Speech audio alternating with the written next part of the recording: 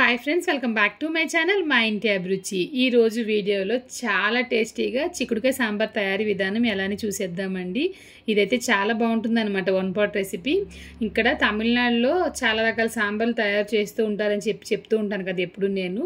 ఇంకా ఈ చిక్కుడుకాయ సాంబార్ అయితే చాలా ఫేమస్ అండి, చాలా బాగుంటుంది కూడా. ఇంక ఈరోజు మన ఛానల్లో ఈ చిక్కుడుకాయ సాంబార్ తయారీ విధానం ఎలాని చూసేద్దాం రండి. వీడియోలోకి వెళ్ళే ముందు చిన్న రిక్వెస్ట్ అండి, మీరు కనుక మొదటిసారిగా మన ఛానల్లో వీడియోలు చూస్తున్నవారు మన ఛానల్లోని వీడియోలు మీకు నచ్చినట్లయితే కనుక మర్చిపోకుండా మా ఇంటి అభిరుచి ఛానల్ని సబ్స్క్రైబ్ చేయండి. ఇంక ఇక్కడ మీరు చూసారంటే నేను ఒక 1/4 కప్పు కందిపప్పు అయితే తీసుకున్నానండి. ఒక 2-3 సార్లు శుభ్రంగా కడిగేశాను. నేనైతే ఇక్కడ ఇచ్చే రేషన్ పప్పే వాడతాను, బాగుంటుందన్నమాట, డబల్ పప్పులా ఉంటుంది. ఇప్పుడు దీంట్లో నేను ఒక 3 చిన్న సైజు టమాటోలు ఈ విధంగా కట్ చేసి వేస్తున్నాను.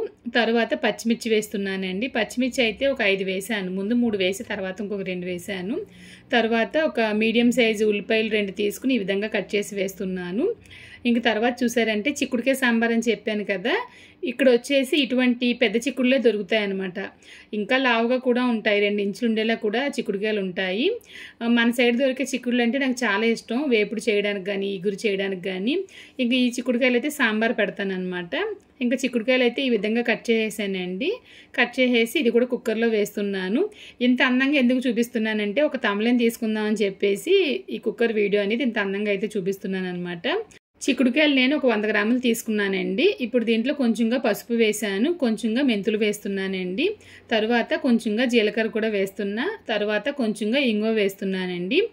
వేసిన తర్వాత ఒక వెల్లుల్లిపాయి ఫుల్గా వేసుకోవచ్చు, నేనైతే ఒక 4 రేకలు అయితే వేసాను అంతే. ఇప్పుడు దీంట్లో నేను 1/4 కప్పుకి ఒక 2.5 కప్పులు నీళ్ళు అయితే వేసానండి.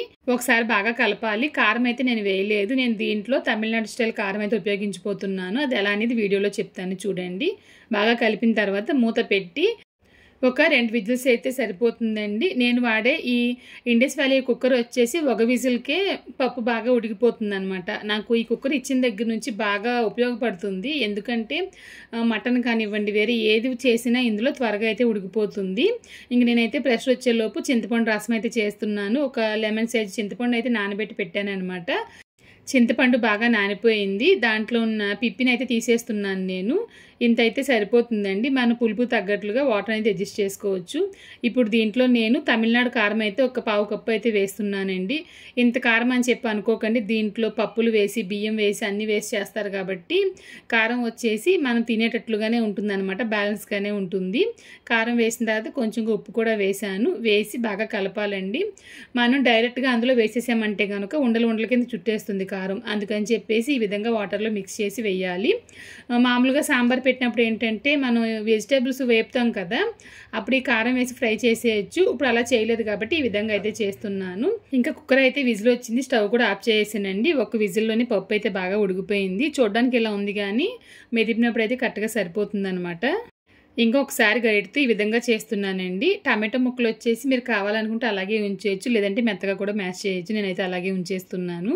ముందుగా చింతపండు రసం తయారు చేసి పెట్టాం కదా, కారం కలిపి, అదైతే ఇందులో వేస్తున్నానండి. వేసిన తర్వాత చిక్కదనానికి తగ్గట్లుగా, అంతేకాకుండా పులుపుకి తగ్గట్లుగా వాటర్ అనేది అడ్జస్ట్ చేసుకుంటున్నాను.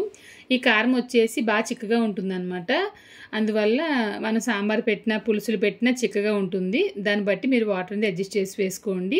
ఇంకా పోపు కోసం అయితే ఒక ప్యాన్ పెట్టి దాంట్లో పోపు దినుసులు వేస్తున్నాను. జీలకర్ర అయితే వేయలేదు, ఆల్రెడీ అందులో వేసాను కాబట్టి దీంట్లో జీలకర్ర అయితే వేయలేదండి. కొంచెం ఆవాలు, మెంతులు, కరివేపాకు, ఎండుమిర్చి వేసి వెల్లుల్లిపాయ వేసి ఫ్రై చేస్తున్నాను. ఇంకొక విషయం ఏంటంటే కావాలనుకుంటే కొంచెం చిన్న బెల్లం ముక్క కూడా వేసుకోవచ్చు, పులుపు ఎక్కువగా అనిపిస్తే. నాకైతే సరిపోయింది, అందుకని బెల్లం అయితే వేయలేదు. ఇంకా బాగా మరుగుతున్న సాంబార్లో వేడివేడి పోపు అయితే వేసేసానండి. అంతేనండి, స్టవ్ అయితే ఆఫ్ చేసేసాను. ఈ చిక్కుడుకాయ సాంబారు ట్రై చేయండి, చాలా బాగుంటుంది అనమాట. వన్ పాట్ రెసిపీ, నేను ఇందాక చెప్పాను కదా, వన్ పాట్ రెసిపీ అనమాట. ఇంకా కారం రెసిపీ అయితే ఆల్రెడీ మన ఛానల్లో పోస్ట్ చేశాను, లింక్ వచ్చి డిస్క్రిప్షన్లో ఇస్తాను చూడండి. ఇంక ఈరోజు వీడియోలో చిక్కుడుకాయ సాంబార్ తయారీ విధానం ఎలా అని చూశారు కదండి. ఈ వీడియో కనుక మీకు నచ్చినట్లయితే లైక్ చేయండి, షేర్ చేయండి, మర్చిపోకుండా కమెంట్ చేయండి. మీరు ఇంకా మన ఛానల్ సబ్స్క్రైబ్ చేయలేదంటే కనుక మర్చిపోకుండా మా ఇంటి అభిరుచి ఛానల్ని సబ్స్క్రైబ్ చేయండి. ఇంకొక వీడియోలో మళ్ళీ కలుద్దాం. Thank you.